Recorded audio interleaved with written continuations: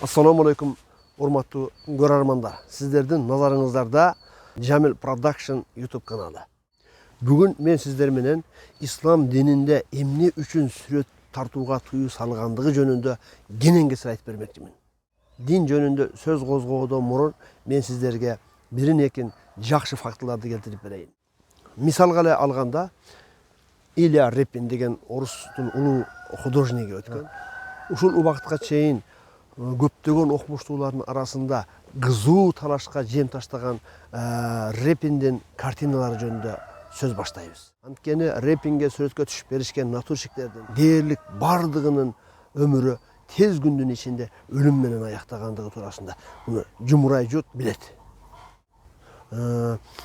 Мисалы, ошол эле Пирогов, ошол эле Мусоргский, ошол эле премьер-министр Столыпин жана ошону менен бирге Бурлаки деген сүрөткө түшүп беришкен бардык каармандар кандайдыр бир белгисиз себептерден өзүнөн өзү тез күндүн ичинде алым менен кош айтышып көз жумган.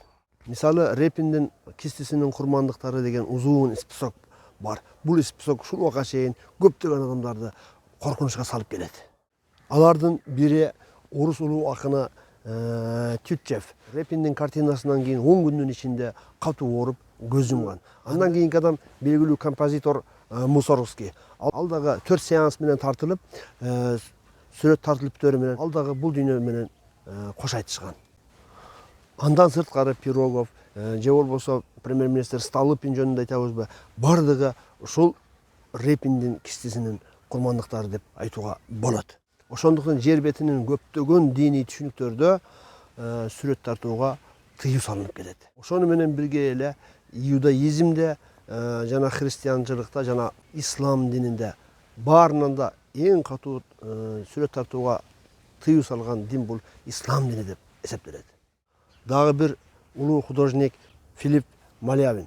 Анын белгилүү иши болгон бир оорукчан аял деген портрет тарткан Елизавета Мартынованы чагылдырып. Ошол картинадан кийин Елизавета Мартынова да көпкө жашаган эмес. Ал да бат эле бул дүйнө менен кош айтышууга туура келген.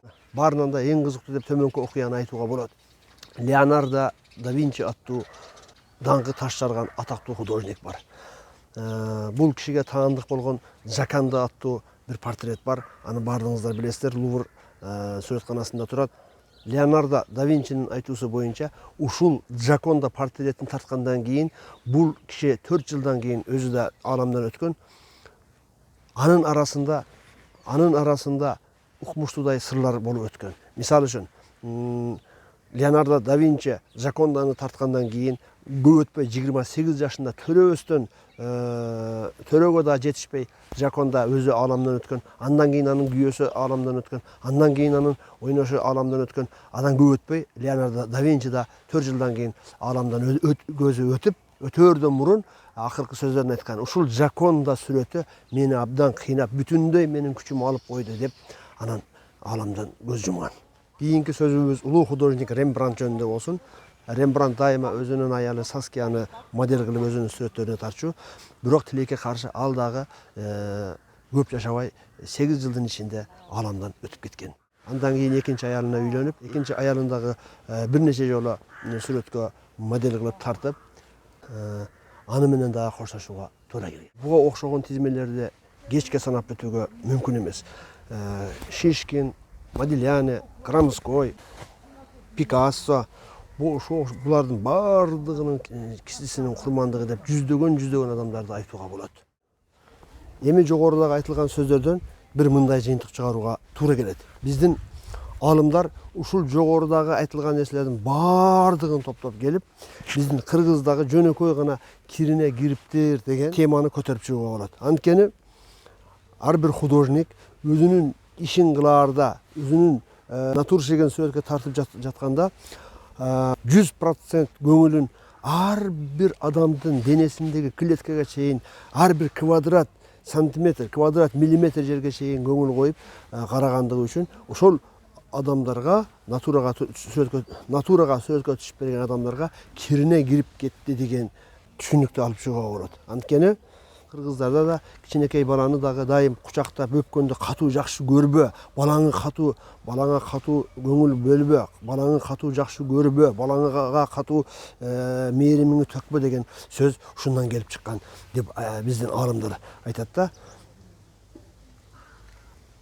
Жакшы көрүүдө, баланы жакшы көрүүдө, перзентти жакшы көрүүдө сөзсүз адамдын өзүнүн баласына киринеси кирип кетүүсү, сугу өтүп кетүүсү мүмкүн.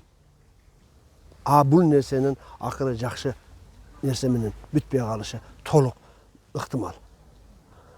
Андыктан урматтуу менин көрөрмандарым, бардыгыбызга Кудай Таала, Алла Таала жакшы перзенттерди, акылдуу перзенттерди берген болсун. Бирок бардыгыңыздарга менин берер кеңешим, балаңыздарды ашыкча мээрим менен карап, ашыкча мээрим төгүп, ашыкча сүйүү менен сүйбөңүздөр.